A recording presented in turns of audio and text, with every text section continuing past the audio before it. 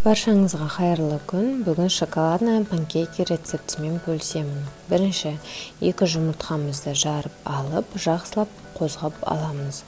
Одан соң тұзымызды саламыз. Және де оны да жақсылап араластыратын боламыз. Ал одан кейін қантымызды салып, жақсылап қозғаймыз көпіргенше. Ал енді сүтімізді қосамыз, оны да жақсылап араластырамыз. Одан соң майымызды саламыз, оны да жақсылап бір араластырып аламыз.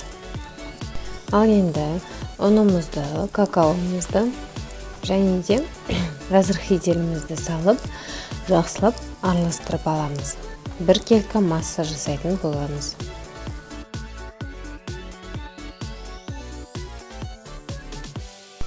Осындай масса шығады, және де по желанию осындай шоколадтардың ұнтағын қоссаңыздар болады, оны қоспасаңыздар да болады, өздеріңіздің еркілеріңізде.